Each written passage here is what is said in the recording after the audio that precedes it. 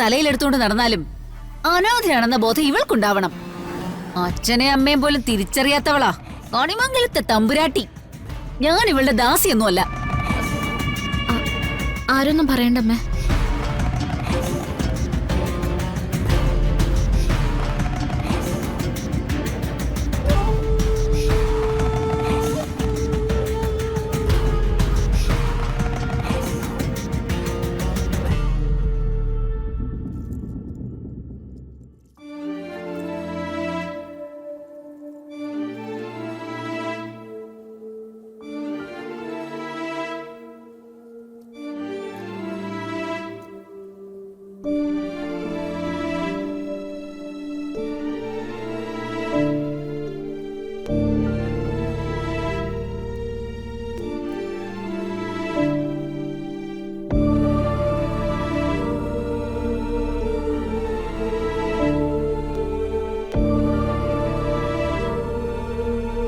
ഏട്ടത്തി, എനിക്കതൊന്നും വേണ്ട. ഏട്ടത്തി തന്നെ വെച്ചോളൂ.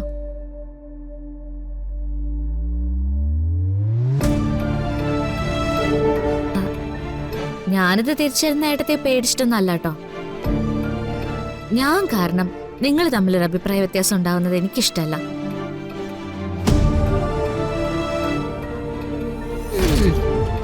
ഏട്ടന്റെ മനസ്സിൽ ഞാൻ ഏട്ടന് സ്വന്തം പെങ്ങളാന്ന് എനിക്കറിയാം.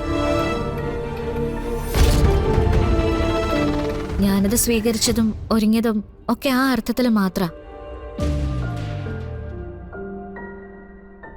പക്ഷേ ഏട്ടത്തി പറഞ്ഞതും കാര്യമാണ്. ഭാര്യയും ഭർത്താവും മാത്രമുള്ള ഒരു ലോകത്തെന്ന് ചിന്തിക്കുമ്പോ തൊട്ടടുത്ത് നിൽക്കുന്ന എല്ലാവരും അന്യരാ.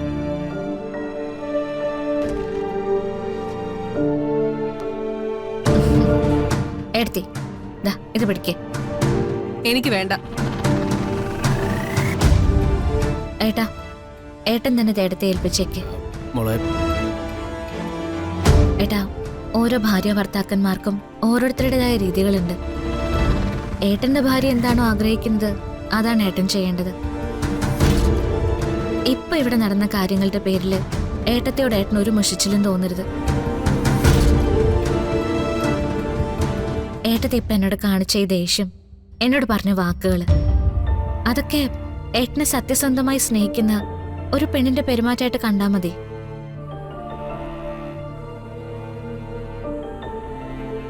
ഏട്ടനത് ക്ഷമിക്കാൻ പറ്റും, പൊറുക്കാനും പറ്റും. നിങ്ങൾ രണ്ടാളും നന്നായിട്ട് ജീവിക്കണം. എനിക്കത്രേ ഉള്ളൂ. ദാ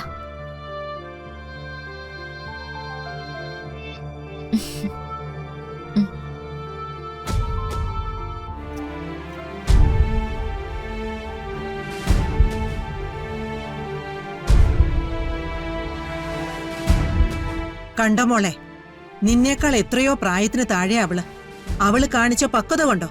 നീ പറഞ്ഞല്ലോ രാധിക എല്ലാവരും ഇഷ്ടപ്പെടുന്നുവെന്ന്. അത് അവളുടെ മനസ്സിന്റെ വലിപ്പം കൊണ്ടാ. ഇനിയെങ്കിലും അത് തിരിച്ചറിയാൻ പഠിക്ക് മോളെ. നമ്മളൊന്നും നേടണമെന്ന് ആഗ്രഹിക്കുന്നതിൽ കുഴപ്പമൊന്നുമില്ല. പക്ഷേ അത് വേറൊരാളെ തോൽപ്പിച്ചുകൊണ്ടാവണമെന്ന് വാശി പിടിക്കുമ്പോഴാണ് കുഴപ്പം.